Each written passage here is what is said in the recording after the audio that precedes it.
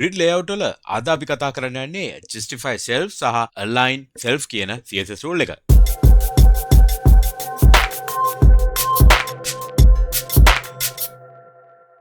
ආයුබෝවන් මගේ front end යාළුවෝ හැමෝම කොහොම ජීවිතේ ඔබ මේක තුල අසිරින්නේ MCodes Frontend YouTube channel එකට. channel එකට අලුත් නම් subscribe කරලා MCodes family එකට එකතු වෙන්න. හරි.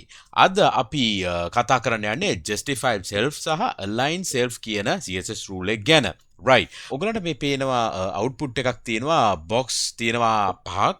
මම මේක ලියලා තියෙන්නේ grid box කියලා main div එකක් ඇතුලේ මේ box පහක් දාලා තියෙන්නේ. anchor tag ඇතුලේ තමයි මම මේ home about us මේ විදිහට දාලා තියෙන්නේ. එතකොට මම grid box කියන එකට තමයි මම දාලා තියෙන්නේ display grid කියලා. template columns 200 කියලා දාලා තියෙනවා. ඊට පස්සේ font size එකක් දීලා තිනවා. grid gap එක මේ 10px gap එකක් දීලා තිනවා. auto rows 150. ඒ කියන්නේ හැම row එකේම 150 height එකකින් තමයි යන්නේ. right. ඉතින් ওই ටික තමයි දීලා තියෙන්නේ. ඉතින් අද අපි කතා කරන්න යන්නේ justify self සහ align self ගැනනේ. එහෙනම් කෙලින්ම අපි කතා කරමු මොනවලටද මේක පාවිච්චි කරන්න පුළුවන් කියලා. දැන් අපි display grid දැම්ම නේද parent. එතකොට අපි මේ justify self සහ align self කියන property එක පාවිච්චි කරන්න පුළුවන් එයාගේ children රට විතරයි. එයාගේ තියෙන items වලට. ඒ කියන්නේ grid එක ඇතුලේ තියෙන ඔක්කොම divs වලට අපිට එක් එක්කෙනාට කියලා අපිට මේවා දෙන්න පුළුවන්. දැන් අපි කෙලින්ම උදාහරණයට යමු. මම මෙතන දීලා තියෙනවා special කියලා div එකක්.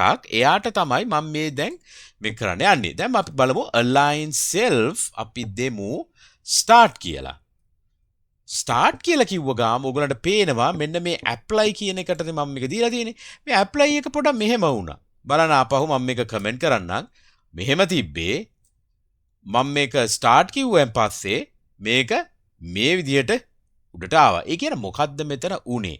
දැන් right click කරලා මම මේක inspect කරාම ඔයගලන්ට පේනවා මෙන්න මේ special කියන එකනේ මම මෙතන දීලා තියෙන්නේ special එක div එකටනේ මම දීලා තියෙන්නේ. එයාට තියෙනවා padding එකක්. padding එකයි තියෙන content එකයි. ඒතර ඒ height එක විතරක් තියාගෙන දැන් අපි තු space ගොඩාක් තිබ්බනේ දැන් ඉස්සෙල්ලා දැන් මම මේක comment කරොත් ඔයාලට පේනවා මේ unwanted space එකක් තියෙන්නේ. තව content දාගෙන යන්න පුළුවන්. මට මේ විදිහට. හරිද? ඒතර මේක add වෙවි යනවා. දැන් මේක තව වැඩිපුර දැම්මොත් මෙන්න මේ විදිහට එනවනේ. දැන් content නැහැනේ මෙච්චර. ඒතර content ඇත්තටම තියෙන්නේ දැනට මෙන්න මෙච්චරයි. ඒතර මේ ඉඩ සම්පූර්ණයෙන්ම waste එකක් වෙනවනේ. ඒ නිසා තමයි මම මෙතන align self start කිව්වහම ඒ ටික අයින් කරගන්නේ, අඩු කරගන්නවා. ඒ ටික අයින් කරගත්තා වගේ දෙයක් තමයි උනේ. හරි. එතකොට ඒතර මේක default මොකක්ද තිබ්බේ? default තිබ්බේ stretch කියන එක. default value එක තමයි stretch. එතකොට මම මේක වෙනස් කරනවා නම් start කියලා තමයි පාවිච්චි කරන්නේ. ඒතර මම මේ start කියන්න පුළුවන් උඩට එනවා. ඒ වගේම පල්ලහැට ගන්නව නම් n කියලා දානවා. n කිව්වහම එක පල්ලහැට තමයි එන්නේ. ඒ වගේම මට මෙයාව මැදට ගේන්නත් පුළුවන්. center කියලා ගත්තාම center කියලා එනවා. හරි. දැන් ඊළඟට අපි කරමු හරි. align self ගැන කතාව එච්චරයි. start, end, center, stretch. stretch තමයි by default තියෙන්නේ. ඒ කියන්නේ align self කියන එක අපිට stretch කියලා දාන්න ඕනේ නැහැ. stretch නම් already. හරි. ඊට පස්සේ අපි දැන් කරමු justify self කියන එක ගැන. justify self එකේ මට දෙන්න පුළුවන් ඒ වගේම දැන් stretch කියලා ඒකෙත් තියෙනවා. stretch කිව්වහම කිසිම වෙනසක් නැහැ. දැන් මම මේකට start කියලා දාලා save කරන්න. save කරපු ගාම ඔයගලට පේනවා මොකද්ද මෙතන උනේ කියලා. මේකේ හරියටම content දැන් මේක padding තිබ්බ. padding උත් ගලවගෙන හරියට content size එකට විතරයි මේක පෙන්නුවේ. හරිද? එතකොට මම මේකට ආපහු start දැම්ම අපි end කිව්වොත් මොකද වෙන්නේ? ඒක ඒ පැත්තට යනවා. එතකොට ඒ වගේම අපිට center කරන්න ඕන නම් හරි මැද්දේ ඒක මේ වෙනවා. ඒ කියන්නේ justify self කියන එක කොහොමද ගියේ? x axis එක දිගේ තමයි justify self ගියේ. එතකොට align self කියන එක ගියේ කොහොමද? මම මේක align self එක uncomment කරන්න. align self එක යන්නේ y axis එක දිගේ. y එක දිගේ තමයි align self කියන එක යන්නේ. දැන් හරි. දැන් ඊළඟට මම මේ දෙන්නම් මකන්න. දැන් මම පොඩි practical example එකක් ගැන කියන්න.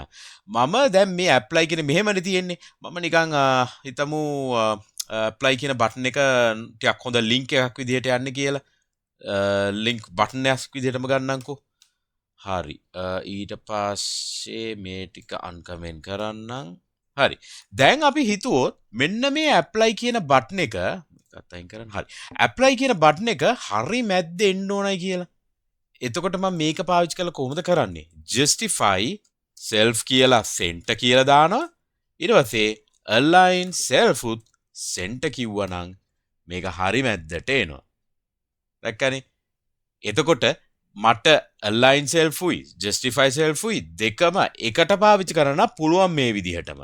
එතකොට මේ apply කියන බටන් එක හරි මැද්දට ආවා. ඔයගොල්ලොත් හිතා ගන්න මේ වගේ use case ආවහම දැන් grid පාවිච්චි කරපු වෙලාවකට specific div එකක් තියෙනවා.